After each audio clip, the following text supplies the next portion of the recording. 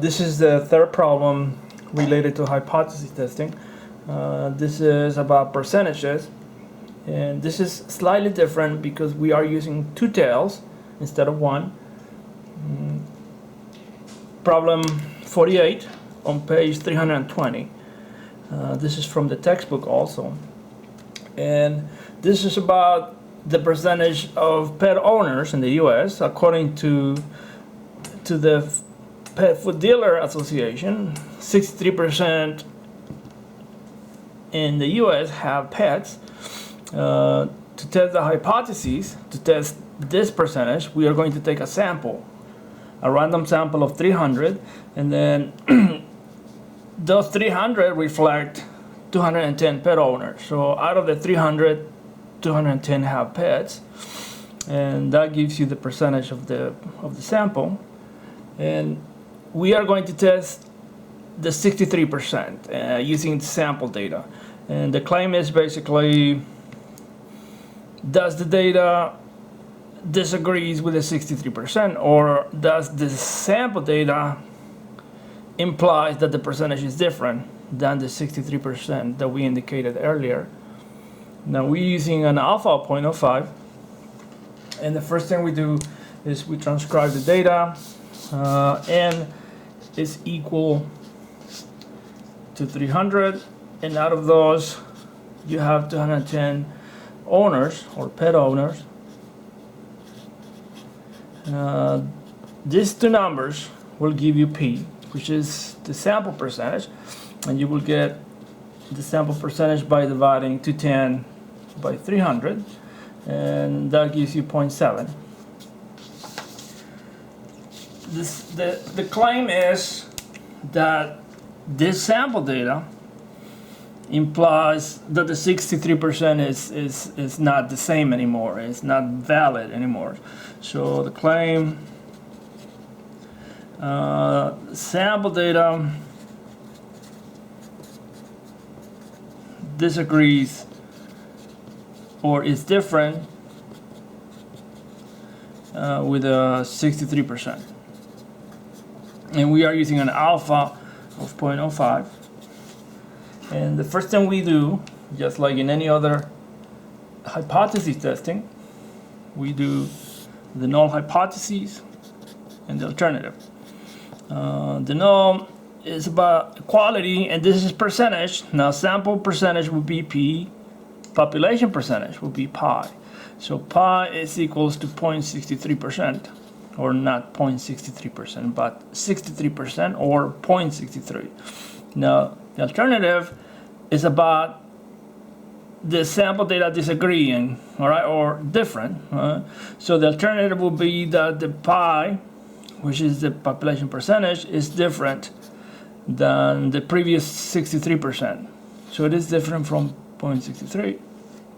And that second alternative, or the alternative hypothesis, implies that we have two tails.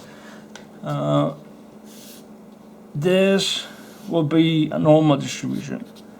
I'll tell you why in a minute.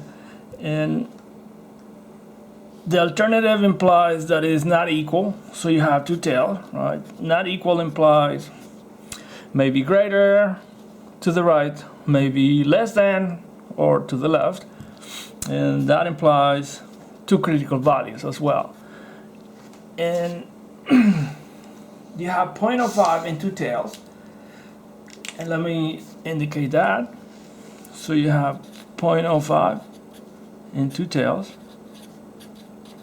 Now notice this is a normal distribution, so this will be a z value on the left, which will be negative, and another z value on the right, which is positive. We typically will go to the normal distribution, but on the t-table in this textbook, you can actually find z values. Z, this is the t-table, this is the beginning, the second column, and at the end of the t-table, the bottom row includes the normal distribution values, right? So this infinite line at the end of the t-table, the very last row, includes z values rather than t. Now, all right, so 0.05 two tails. So you will go and find 0.05 in two tails. 0.05 in two tails. Go to the very bottom. You got 1.96. Please verify that. And the values will be negative 1.96 and positive 1.96.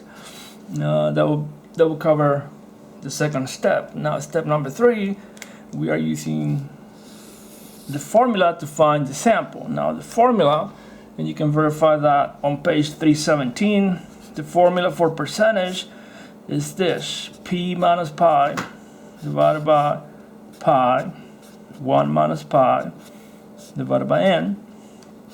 And p will be the 0.7 from the sample, pi will be the 0.63, and well, let's go and populate this formula and then find the z value. All right, we continue here.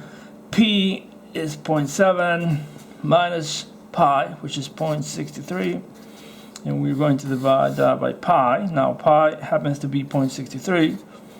You can see that pi equals 0.63, and you'll have 1 minus 0.63, and you are going to divide that by n. Now, we have to use the calculator, of course, to find this value, to find the z. And let me go ahead and do that. You can do that in 2 steps.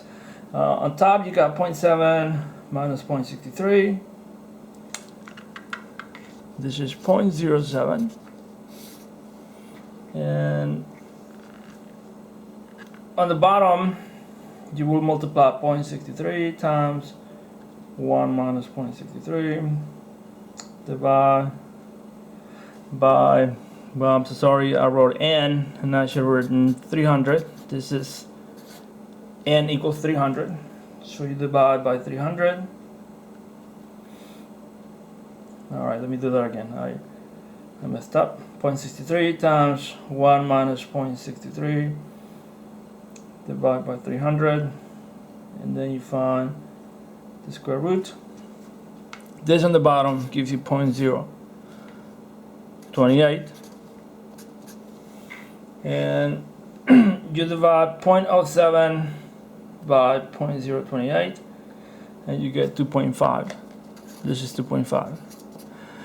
So the z value, the statistic for the sample, will be 2.5. Now we need to verify that.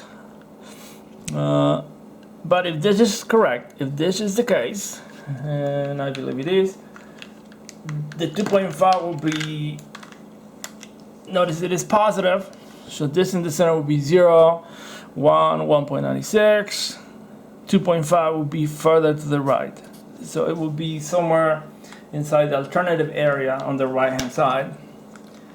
So the sample will be here, inside the alternative area. Now that implies that you are going to reject the null. Let me phrase it this way: reject the null. And we reject the null because the sample is inside the alternative area. Another way to say this is that you accept the alternative, and accepting the alternative, you are accepting this fact. So the answer to the question is yes, the data disagrees with the 63%. All right, so the sample data, that will be the conclusion, disagrees with the 63%. And because of the fact that this is to the right, it is likely that the percentage is much larger than 63%. And all right, so that's the answer. We just rejected the null, or we accepted the alternative. And accepting the alternative means that we accepted that the percentage is not 63% anymore, because where the sample lies, the sample is to the right of the distribution, it is likely that the percentage of owners is significantly larger than 63%, and that is the answer. Okay, that's the end of this problem, and it is very likely that I will do a couple of more, but I'm not certain. All right.